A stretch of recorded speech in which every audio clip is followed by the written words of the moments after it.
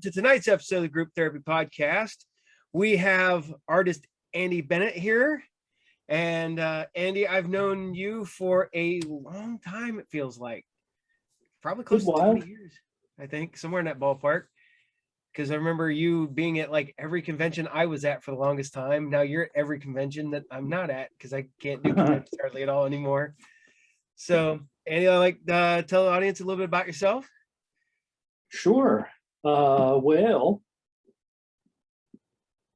gosh, I don't know. I started doing this comic book art business in about 1995 professionally. I did it all through high school and stuff just for fun, but started getting published and stuff in 95. And so worked initially with Calibur in Michigan with Gary Reed, which was good times.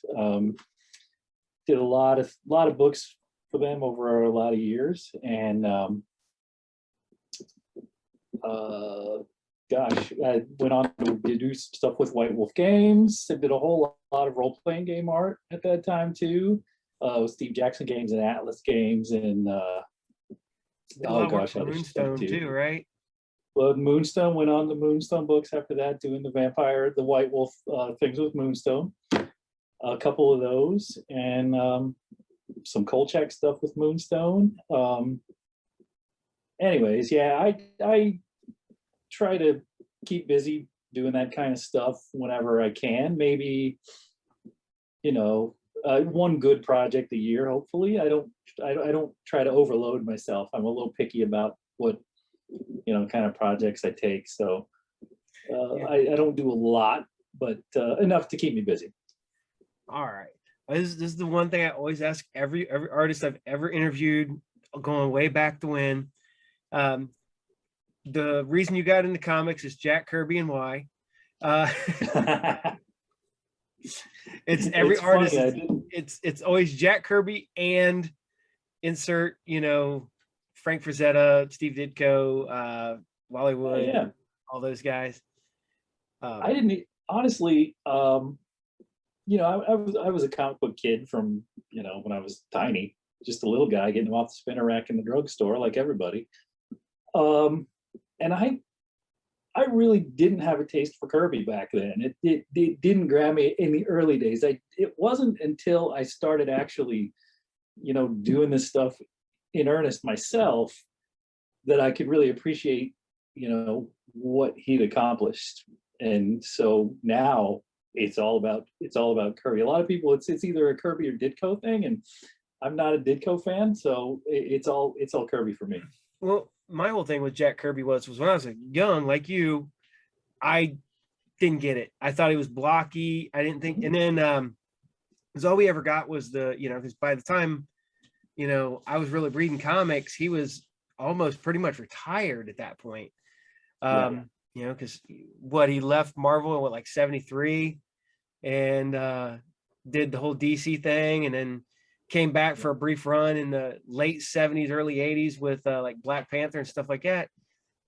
I was little, and I liked my I like Neil Adams and Sienkiewicz before he got all abstract when he was on Moon Knight in the begining of it and stuff like that. He was doing Neil Adams impersonation. Yeah. And it's like I like Steve Giffen until he decided to or Keith Giffen before he started getting really into his own thing. I loved his run on like Legion of Superheroes, stuff like that. Yeah. So so you've been working for since 95. That was like right out of high school, wasn't it? It's a few years out of high school, but close. Yeah. That was right after I graduated from college, actually. So. I was gonna say you're roughly my age, I think.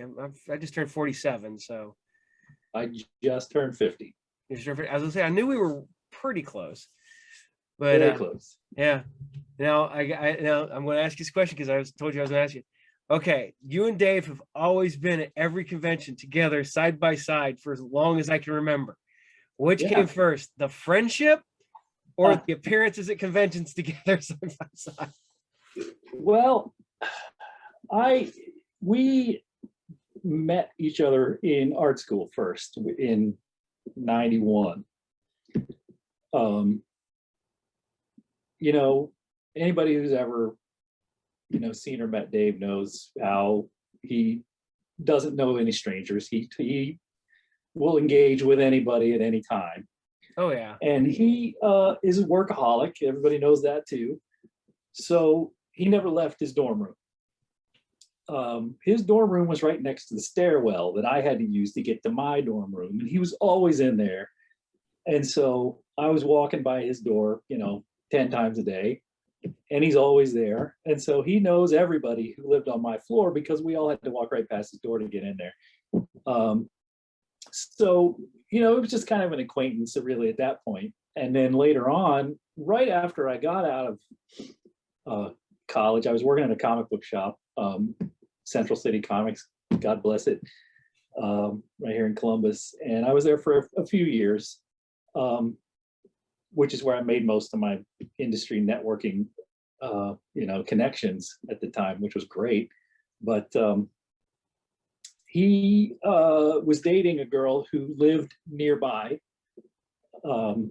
And he was actually living in Cincinnati at the time, but he would come up to visit his girlfriend. And while he was up here visiting his girlfriend, he would come to the comic book shop where I worked, and we would just, jaw endlessly.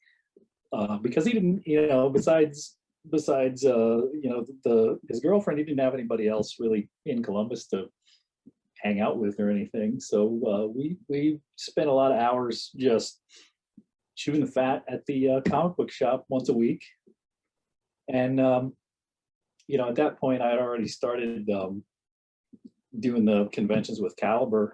They'd bring me up to Motor City and to Mid-Ohio and stuff like that. And so, I was able to help him get into the whole Comic-Con thing from that angle. And that's about where we are now. So. It, like I said, it's funny because, like I said, you guys have always been like side by side for as long as I can remember. That explains why. It's like, because I remember going up to Motor City Con back in the day. I remember the Calibur booth. I remember picking stuff up from you guys back in the day, probably long before I ever really knew who you were. I think we met, probably through Jesse, maybe, or Gem City, I believe. Probably when Gem City started, yeah. Yeah. And it's one of the things is that everybody goes, oh, you gotta. It's kind of a tight knit community in this, like the whole comic book scene and the whole 9 yards, and you can't get nobody past anybody else because everybody knows. Okay, if I don't know them, then this guy knows them, and then I know that guy, and then. Yeah, it's a big extended family. It's all less than 6 degrees of separation. Yeah. Oh yeah, it's bad. Is that I was telling Tina a while back. I go, well, I have my con friends that I see at every convention and stuff like that. And I talk to all you guys and stuff like that.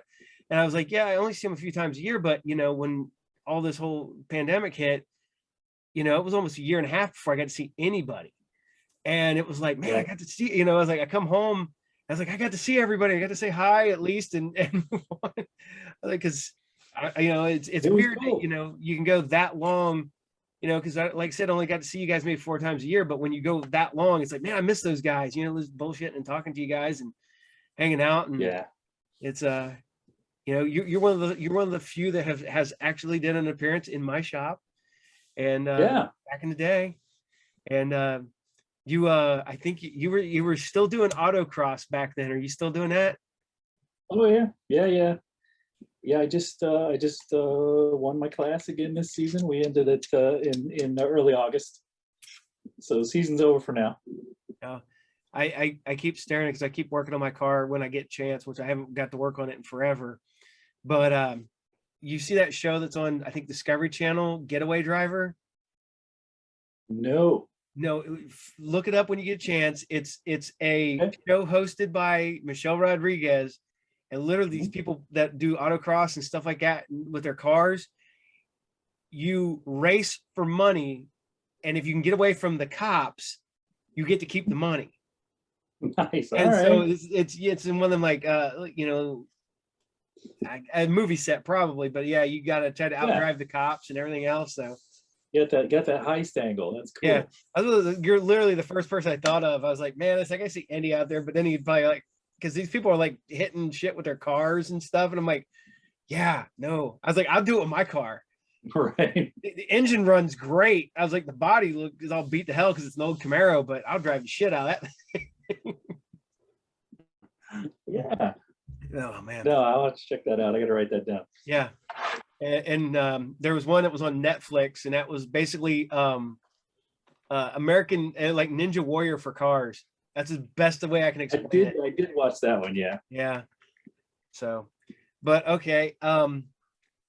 You work for Calibur. What's some of the stuff? What's your first book you did for Calibur? First, well, the first couple of things were just short stories for Negative Burn.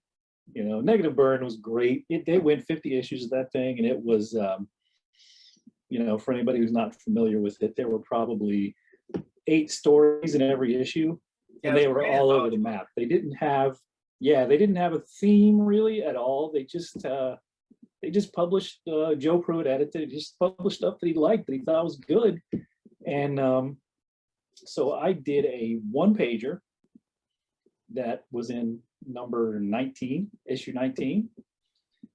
And then I did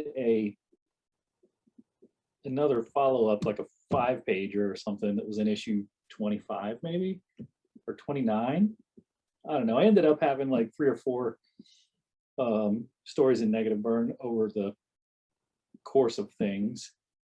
But the very first, you know, thing with any kind of substance I did was with Gary Reed, who was the editor and publisher of Calibur.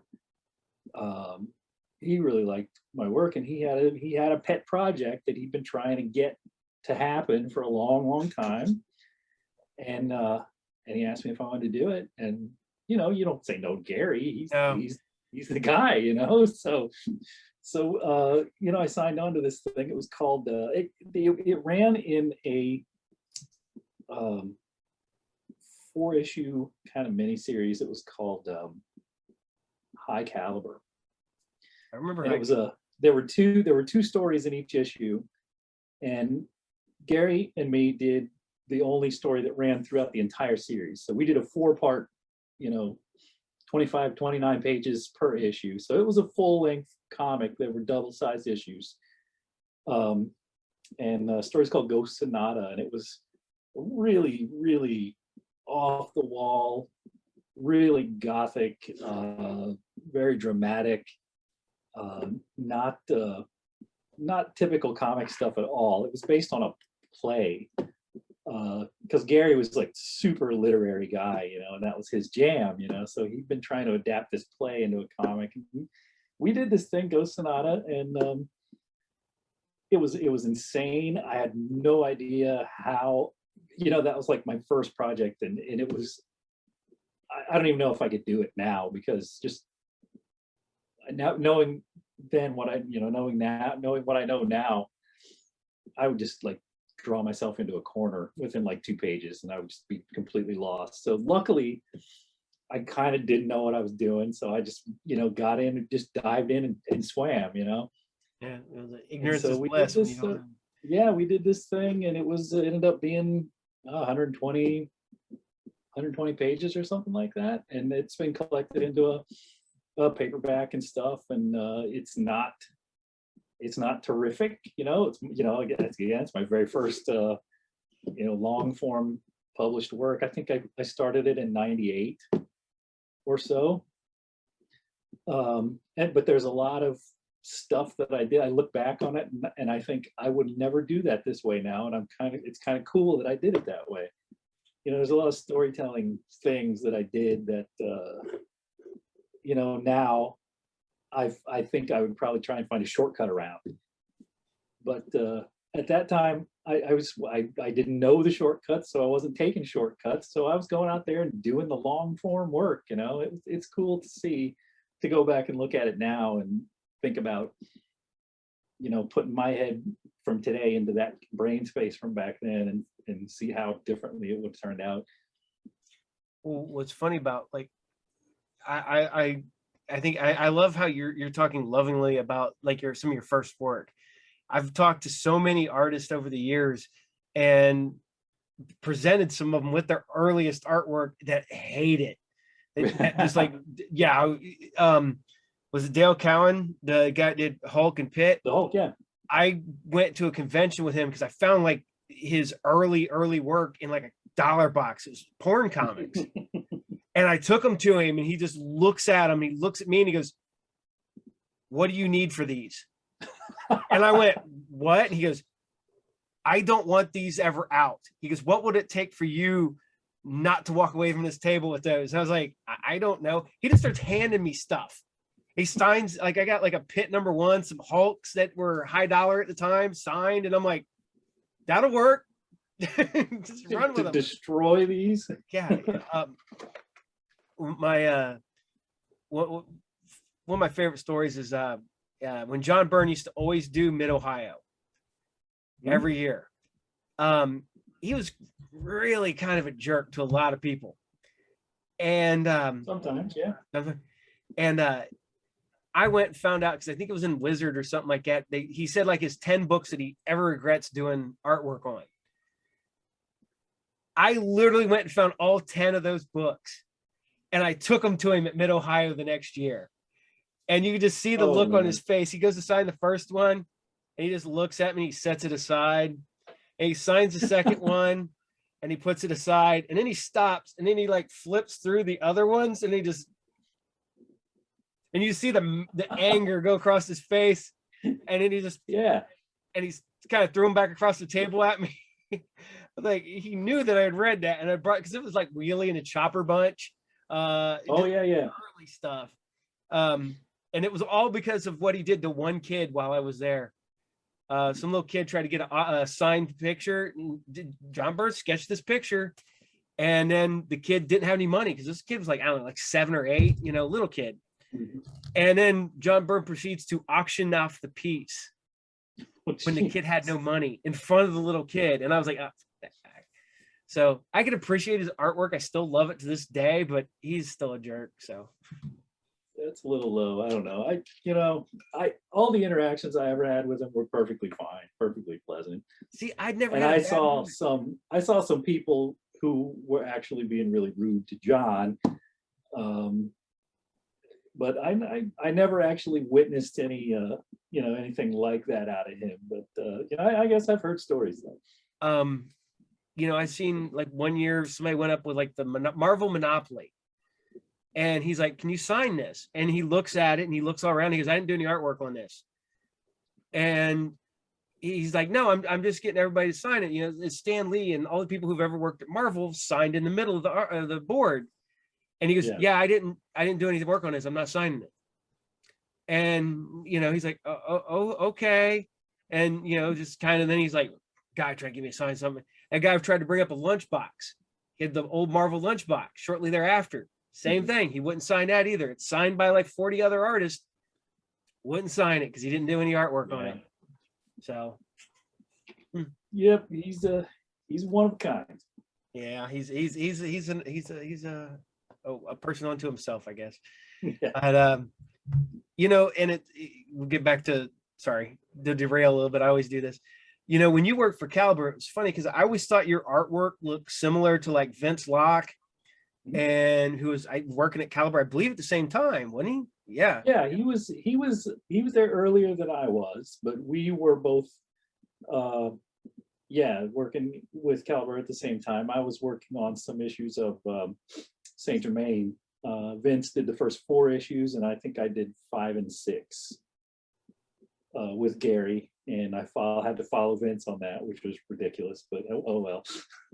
Well, you guys talk about Gary. I interviewed Gary for like my old public access show I did years upon years ago. Yeah. And for the longest time after that, he would send me like a signed book or something else at Christmas time.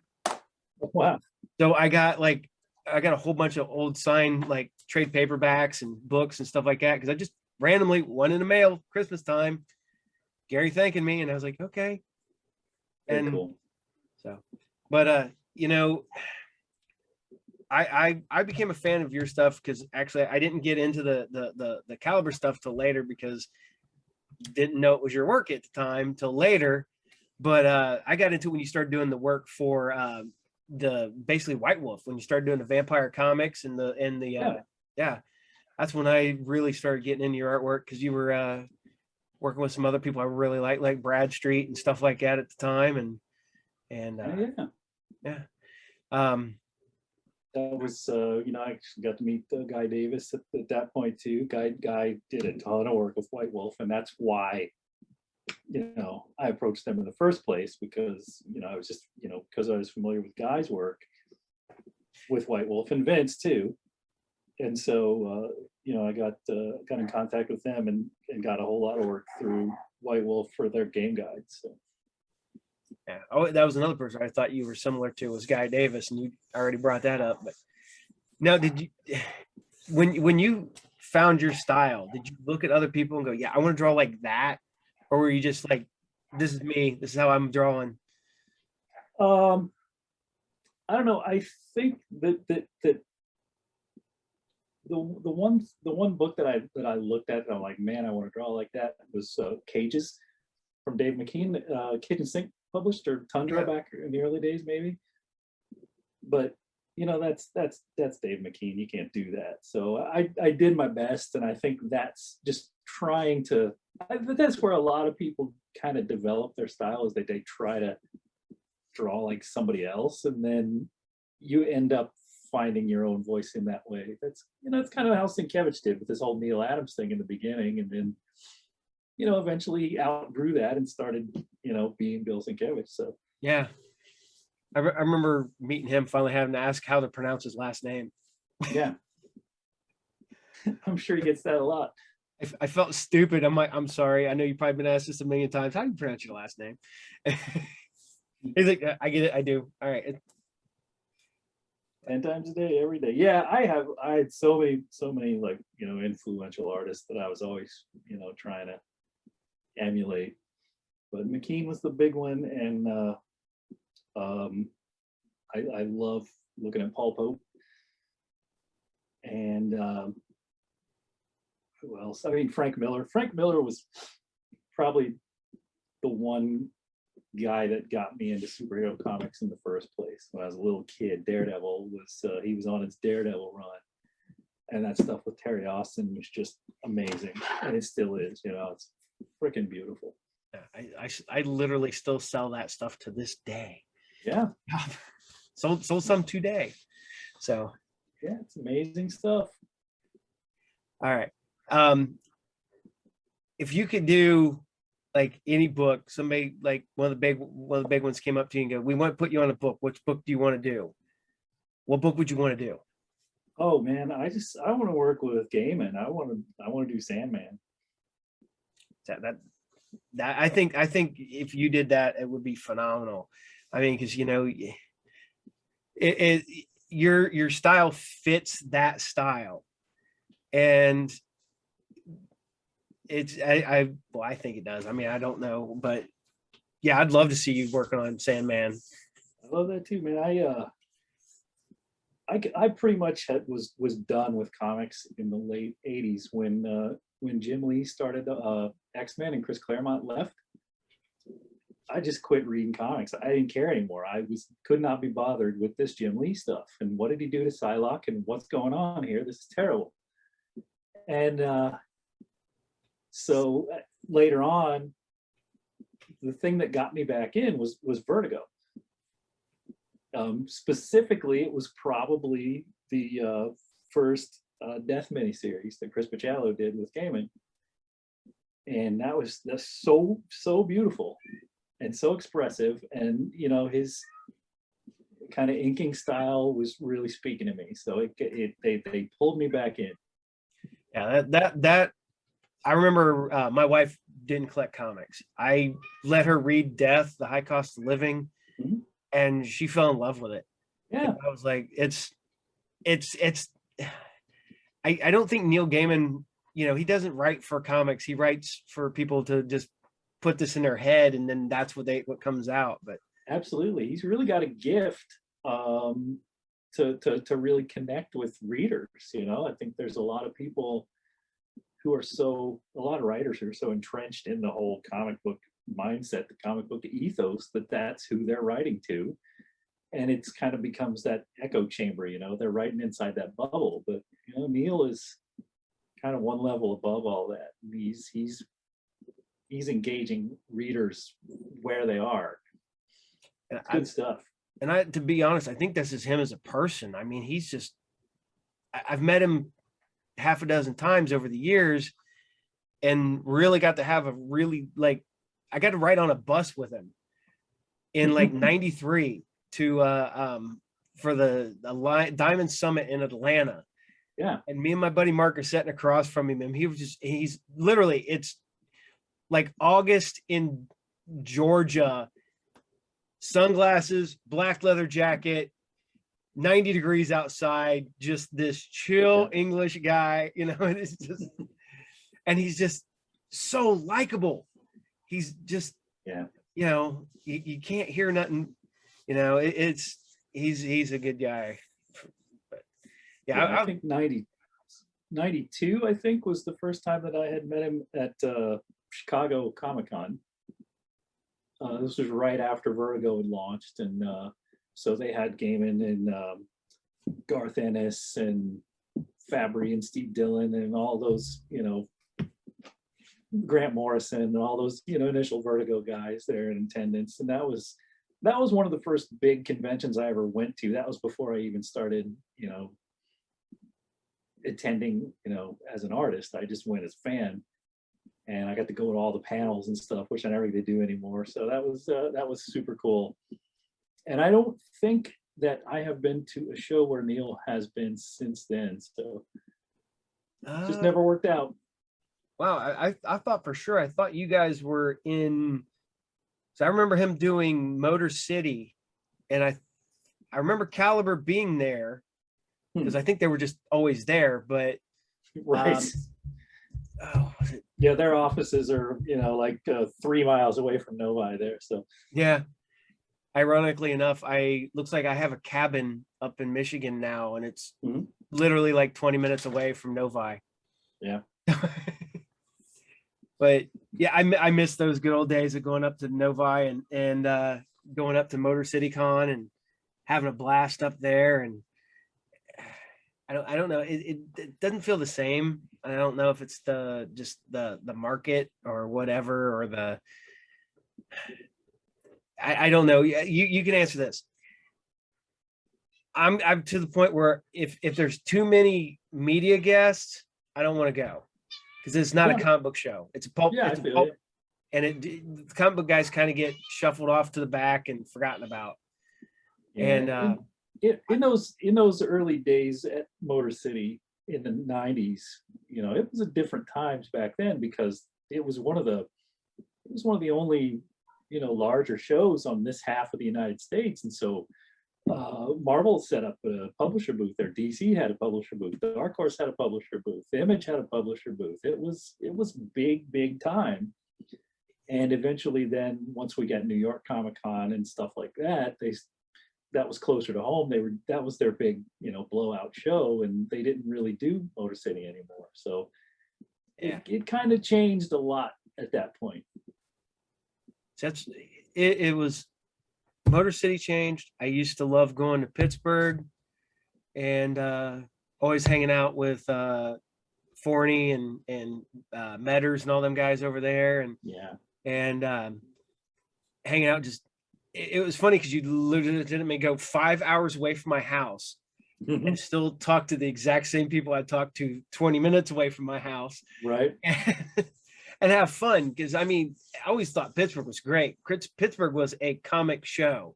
Yeah. And you had your Night of the Living Dead and Day of the Dead guys, because literally it was in the parking lot where they filmed it. Right. But yeah, it was Pittsburgh was a weird show. I couldn't really crack Pittsburgh. I went to there for, you know, a number of years. Dave and I probably went there maybe 7 years or something, and it was every year was different. There was some kind of weird curveball. But one of the most memorable Pittsburgh cons I was at, I was seated right next to Greg Nicotero. And I had no idea who Greg Nicotero was, but everybody else knew who Greg Nicotero was. Yeah. So I had this gigantic mob standing next to my table for the entire weekend, and I just got completely shut out. So that was, it was not a great weekend, but it was, memorable for that reason at least. I remember Pittsburgh one year. I'm sitting there and I'm going through somebody's like dollar boxes, and I hear this voice, and it's a distinct voice that you cannot mistake. And I'm there going through, and I'm like, I look over, and Margot Kidder is standing right next to me, talking to one of her friends, and I'm like, Lois Lane is right here, It's like, and she was like, "What are you saying to Lois Lane?" Yeah, she was buying up a handful of Superman comics that had Lois Lane on the cover, and I think she was signing them at her booth or whatever. But it was just, you don't get that anymore at cons either, because they try to just push everybody in your own little. You stay here, you stay here, you stay here. Yep, you keep them behind the curtains. Oh yeah. Now somebody might take a picture. Oh yeah. What's your favorite con that you're still doing?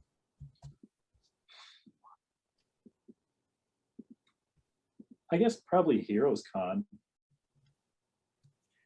I want to go to Heroes so bad. I've never been. Heroes is fantastic. Heroes is a zero media guest show. It is a 100% comic show, and they really know what they're doing. They've been doing it a long time.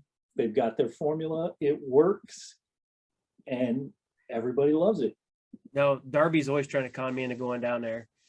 Yeah, you would have a ball, man. It's a pretty amazing show. If for no other reason than that it is a no media guest show. It's 100% comics. It's a beautiful thing. It's very reminiscent of Baltimore. I've been Baltimore a couple of times, and the vibe is pretty similar. But I think Charlotte's a cooler place than Baltimore. So I've been to Baltimore, and I've never been to Charlotte. So you go to Charlotte. I like that one. I like that show. I like, honestly, I don't really do shows that I don't like. So, Gem City, I love going to Gem City. That's always my first con of the year. Cincinnati Expo, I love going to Cincinnati Expo. Those guys treat us so well, and the crowd is great down there. I still go to Motor City. It gets so crowded up there, but there's just something very cool about being in that environment too. So, and it's something I miss, and I got to get back to it. But having the shop and everything else like that, it's hard to get away, because I can only get away on Sundays. Yep. Or I have to pay somebody to be there all day Saturday. Right. And then if I'm not there, then sales are bad because everybody wants to come in while I'm there. Oh, right. It's finally gotten recently, because Mark works there on Thursdays. Thursdays have actually been good days, but back in the day, if people would come in wanting me when I went there, they wouldn't buy nothing off him. They would have to wait till the next day. Right. And so forth and so on. So, all right. What are you reading right now? Because you said, what are you digging right now? Yeah, I get all my books mail order now. I don't have a local shop really. Because I used to go on my way to work or whatever, and I would hit the comic shop. But now I work 5 miles from home, and there's nothing in my on my commute, so I got to go out of my way to go to a comic shop. So I just don't go. I do mail order, and there's really not any regular series stuff that I'm reading right now. The only thing that I always get, that I super enjoy is all the new Ed Brubaker, Sean Phillips stuff. Kill or Be Killed, or what else was there? Or Fatale, or they've been doing these standalone graphic novels now. They've been one called Pulp, and one called My Heroes Have Always Been Junkies, and one called Bad Weekend.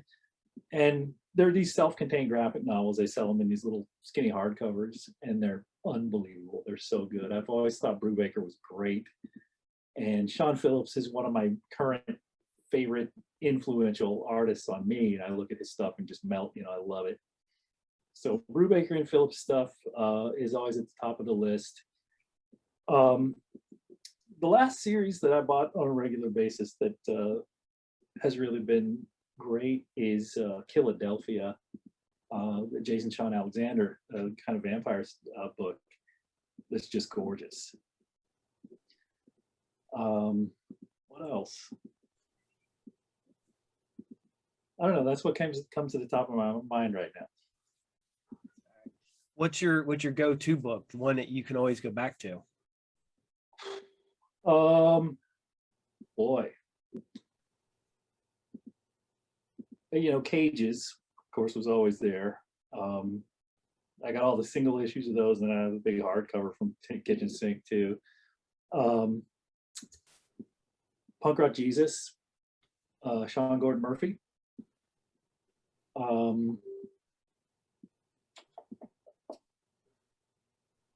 Ted McKeever's Metropole.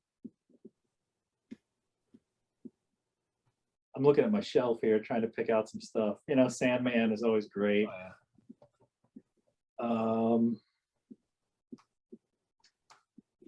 Boy, Paul Pope, Escapo, THB, anything Paul Pope. I see that gets me all charged up, but the energy in his stuff is so good. Now, Frank Miller's Daredevil. Yeah, I just reread some of that stuff a while back. His the Wolverine run he did. Yeah. And then the Daredevil. Oh man. All right. If you could work with somebody outside Neil Gaiman, who would you want to work with?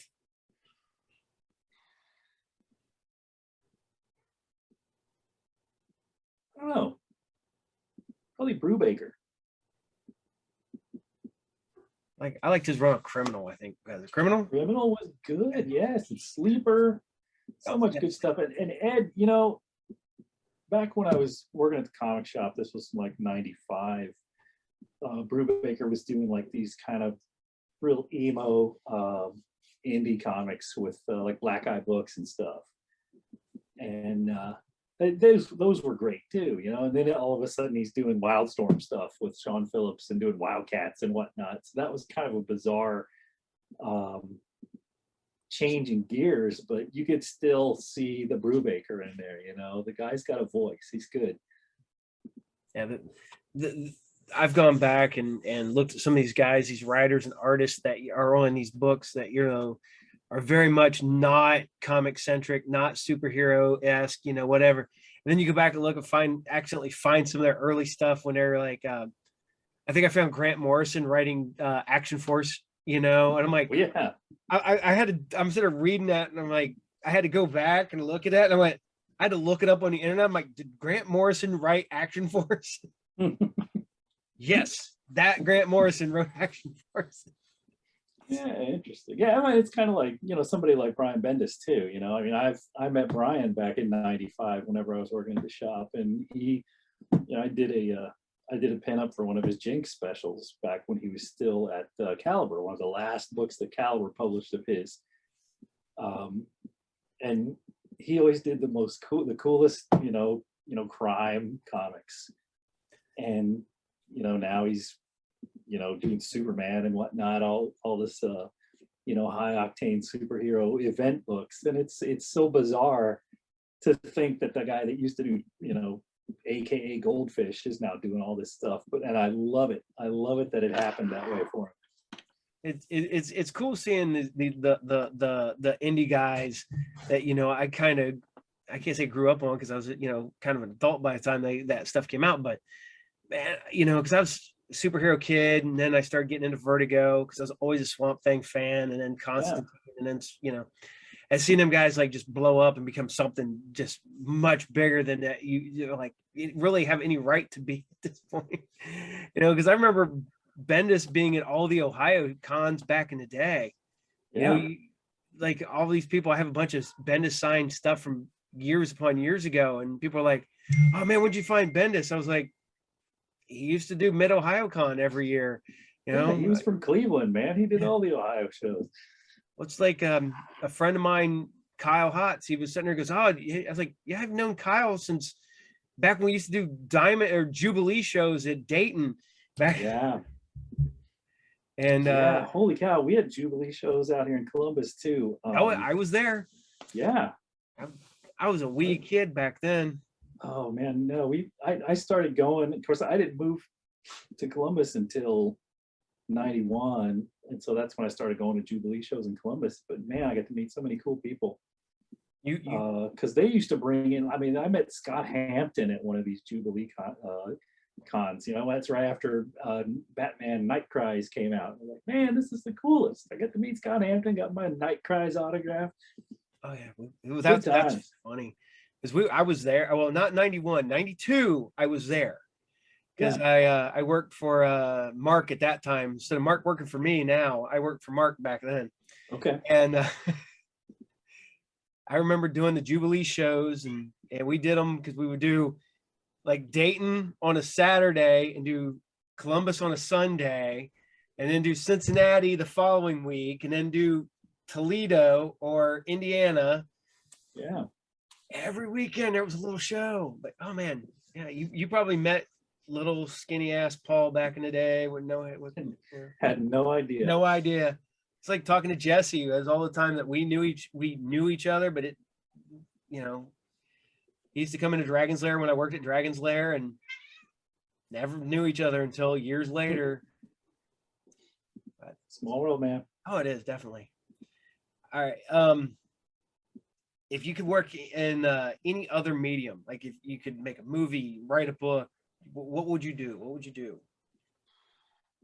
You know, I've always been kind of interested in filmmaking, and storytelling in comics shares a lot of things with filmmaking as far as, you know, the way that you edit a film. It's the same way that you chop up a story into panels.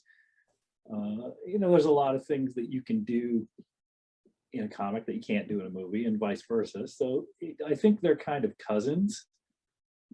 And I've always been kind of a film snob anyway. When I was in college, I worked at a video store, so I was kind of a movie nerd all through college. Wrote movie reviews for the college newspaper and stuff. So, you know, I guess maybe filmmaking or maybe acting. I did a lot of acting in college too. I worked in theater. That was kind of not really it wasn't my official minor, but it probably should have been. Yeah. So, you know, any kind of theatrical thing, I think, is probably my fallback. Now, if somebody came up to you with a property, like, okay, we want to do a, you know, Pulp Fiction graphic novel, you know, which one would you like to do? What like movie would you like to do? Boy, good question.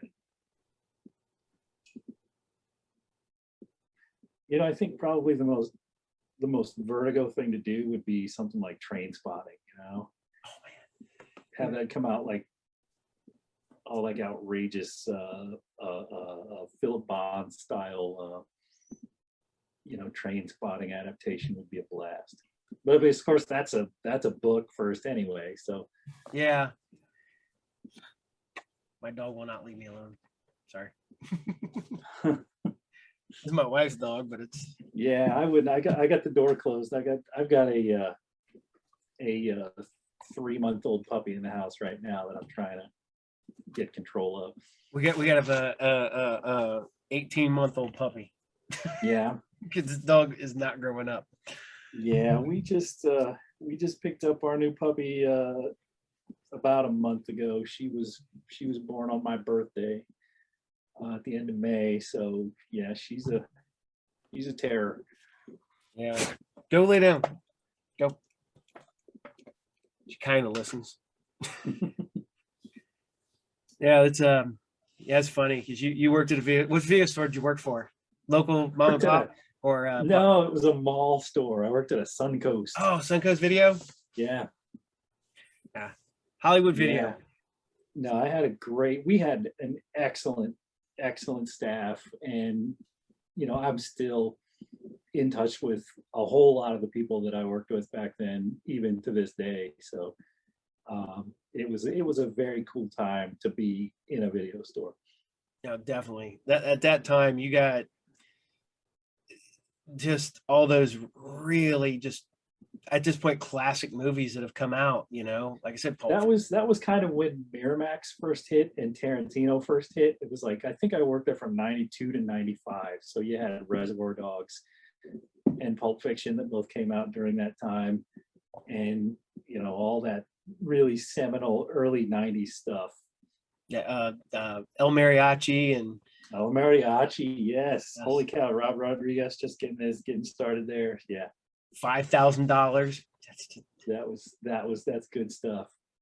Well, it's funny because I've noticed a lot of people around our age is we almost, I mean, we may have come from different backgrounds, geographically and economically and stuff like that, but we all have this like little tight, we've all been into movies, comics, artwork and all, and it kind of fits together because you're like, okay, is it just that generation, or is it where we came from, or was it actually just that time just happened to fit all of us, just happened to be there at the right moment at the right time to hook every one of us?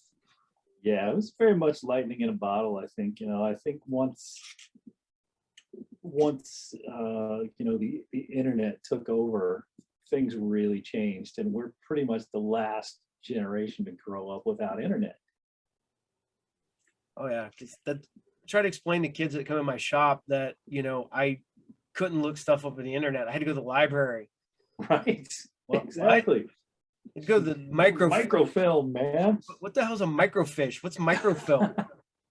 Okay, well, you had this card that you stuck in a machine and you looked at it with or the fact that microscope. Yes. Yeah, you or the fact is that you just couldn't watch a movie. No, exactly. Yeah. What? I always love telling people about breaking down, like coming back from a convention or something bad happened, and they're like, well, "Why didn't you call anybody?" We didn't have cell phones. Why not? They didn't exist yet. No, they existed. Yeah. We couldn't afford them. Right. I didn't have my own cell phone until probably 1998 or something. So yeah, about there. We had the family cell phone. Right. If we traveled, right, that's what we took with us. If for not, emergency purposes. Oh yeah. And now how everybody in our house has a phone, and my kids all have phones, and except my youngest one, which surprisingly enough ain't made his way down here yet. He's got a tablet, and it's I think that's both good and bad, that with being able to have access to almost all media at any given time. Yeah. I got people that love comics, haven't collected the first issue. They just read everything online. You're just like, I'm like, right. Don't do that. Go purchase the book. Go. And it's the same way with music too. You don't buy albums anymore. You buy $1.29 for that single that I like. Yeah. Well,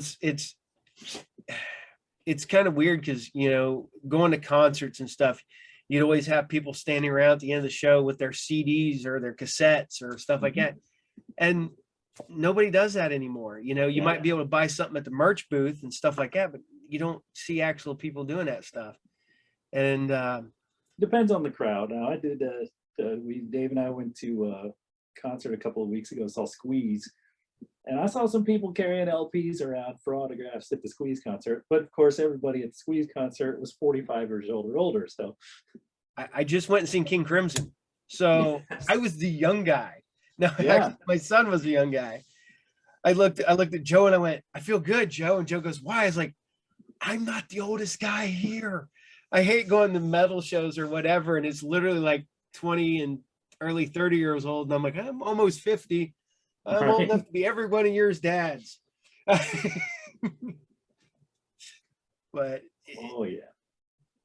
Now, what are you listening to today? Well, I mean, what you said you went to the Squeeze concert? Yeah, I went to the Squeeze concert. That's the first concert I've been to in a long time.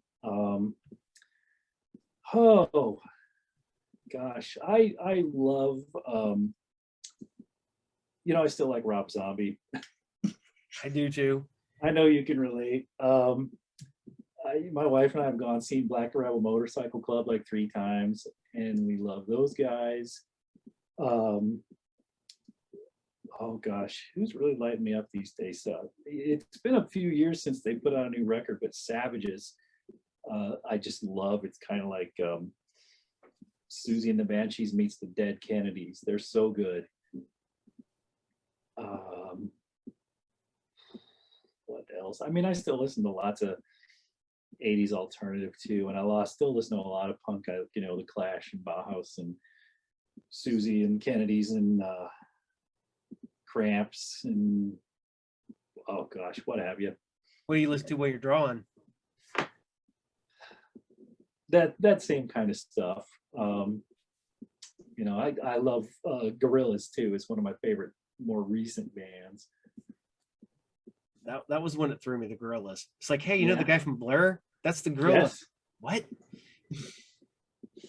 Yeah, I love Gorillaz. Dave and I went and saw Gorillaz in Detroit a few years ago from the front row. It was just magnificent. There was, of course, 2 members of the Clash were in the band, and Bobby Womack was there, and it was unreal. It's one of the best concerts I've ever been to. That's one of the ones that I've always wanted to go to. Kind of heard it's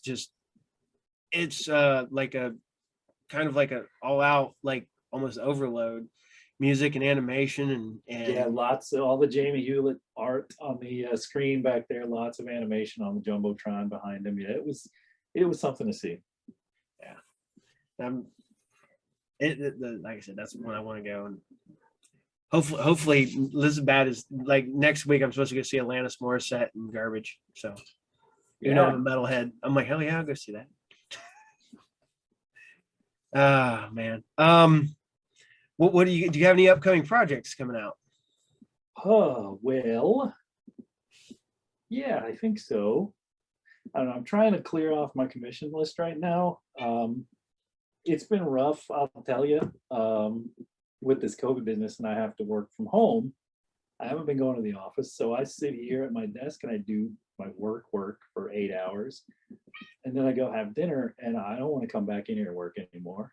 So, my commission list is going nowhere, and my comics work is going nowhere. So it's been kind of a bummer, and it's a real uphill slog trying to get stuff done.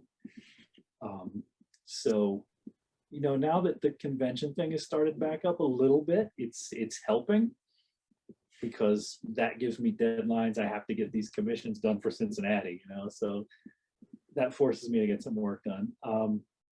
I have got a book in progress right now with a friend of mine from England named Joel Meadows. He's the editor and publisher of Tripwire magazine in England, which they sell in the States too. But really smart guy, very talented guy. I met him at a Pittsburgh Con back in the mid-aughts, 2006 or something like that. And we've been kind of talking about trying to get a thing together for that many years. And just last year, we finally kind of got off our butts and started doing something about it. So we've got a couple of short stories going right now, and we are sending out some proposals, trying to find ourselves a publisher, which should happen. I'm pretty excited about that.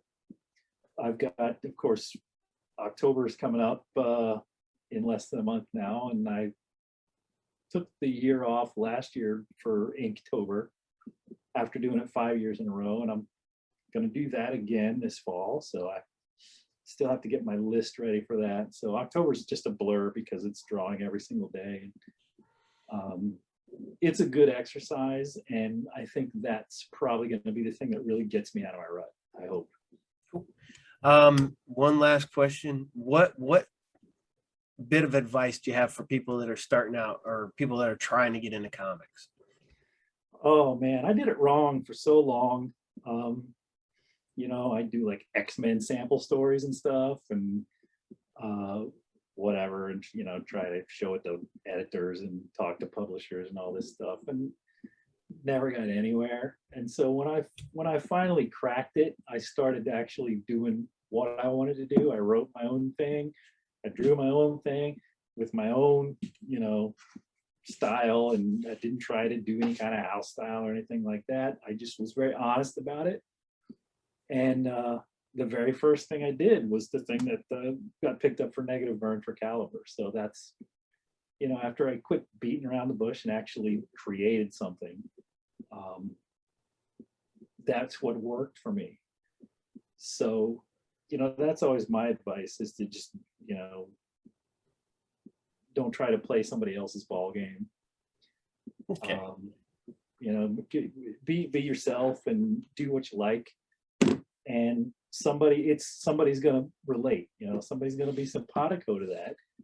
And that's what you need, that's what you need to get started, to get in connection with, if you want to get published, if you want to get connected with a publisher, do something worth publishing.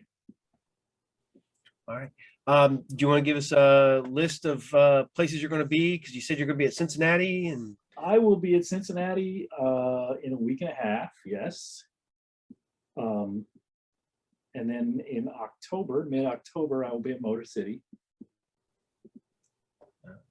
As long as Motor City still happens, which it should, I guess. It's a little late for them to cancel now. They could still cancel. I don't know about They that. still could. They still could. I guess, we don't know what the heck is going to happen between now and October, but that's the two shows left on my schedule this year: Cincinnati and Motor City. All right. And then for 22, I think I will be back at Heroes Con again. Finally, they did not have Heroes Con this year or last year. They've canceled it 2 years in a row, which is a huge bummer. But for 2022, I will be back at Heroes Con. And all the regular stuff again, Gem City and Cincinnati and Motor City again, most likely in 22 as well. Cool. All right. Well, I appreciate you coming on here, and I will get this up and ready to go. I do. And I hope to see you. I don't know if I'm going to make it to Cincinnati, but I still might try to go for Motor City. Hopefully. Very cool. Crossed. We're gonna, like I said, I've in the process of getting a cabin, it looks like, up there. So yeah, I go visit, hang out in the cabin, then I can just drive the 20 minutes to there you go. Perfect excuse. Yep. All right. Well, I appreciate it, sir. I do. And thank you for being on the show. And oh yeah, man, sure thing. I'm glad you got in touch, man. Thank you. Yeah. And it's good seeing you. Like I said, it's been rough, and not be able to see you guys and be able to chit chat with you and here and there. And when I was able to, I was only able to get up there to Dayton for a little bit. So I only got to talk to everybody for a few minutes. So right. Yeah. So, all right, sir, you have a good night, and great, thanks. Talk to you later. All righty. Thank you very much. See ya. All right. Thank you for watching tonight's episode of the Group Therapy Podcast. If you find Andy Bennett is on Facebook. And as always, the Group Therapy Podcast is brought to you by Are You Game, the best comic book collectible store in all Pickle, Ohio, located at 124 North Sunset Drive, Pickle, Ohio, 45356. And you can look for us on Facebook, Twitter, and Instagram. So I am Paul saying good night, and I will see you all next time. Bye.